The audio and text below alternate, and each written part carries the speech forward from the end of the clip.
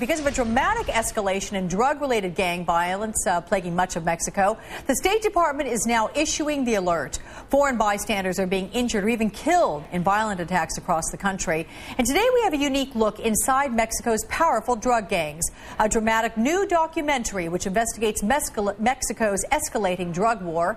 Joining us now by phone from El Paso, Texas, is Rusty Fleming, author of the book Drug Wars, Narco Warfare in the 21st Century. Rusty's also a filmmaker. His documentary, Drug Wars, exposes the ruthless conflict that is ravaging our southern border. And a good morning to you, Rusty. Good morning, Alex. Look, I hear that you infiltrated these drug cartels. What did you learn?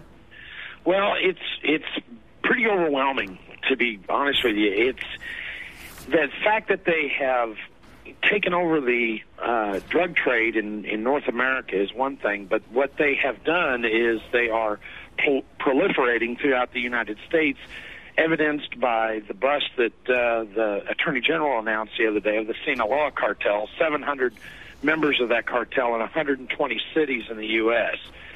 The fact that they are trying to take over the retail sales of narcotics in the United States is just feeding this animal that is proliferating throughout the country. Okay, so Rusty, if it is proliferating like an animal throughout the country, why are we hearing about this now? Because it's been out there and it's been building for a long time.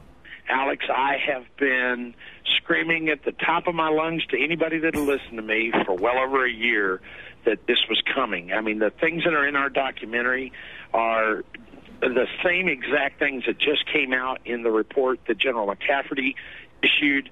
In fact, I interviewed General McCafferty for this documentary, and why just now the federal government is getting a hold of this and doing something about it, I don't have that answer. Do you think it may be because there's a perception that this isn't really affecting America, this is the Mexican nation's problem, or do you think it really is affecting America? Oh, it's definitely affecting the United States in more ways than just one. I mean, you can look at the drug problem, and that's one facet of it. But when you start having narco-terrorists operating on U.S. soil with the abilities that these organizations have, you have now instituted a tremendous threat to the national security structure of our country. So let's talk about your own security. As you were making this kind of a documentary, I mean, you infiltrated drug cartels. Did you even sleep at night?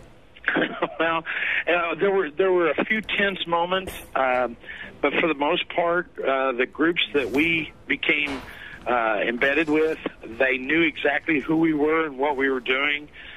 We had a set of rules of engagement that we adhered to, and as long as we did that, you know, we were somewhat safe. Yeah, and obviously you're here to talk about the tail.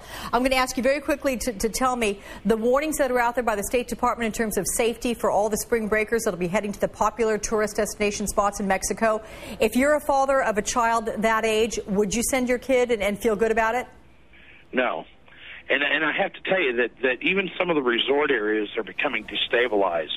As the cartels have, in the last couple of years, they've destabilized social order within the entire country of Mexico. And yet I do agree that Mexico is not a failed state. They're teetering, and they're much closer to it than not.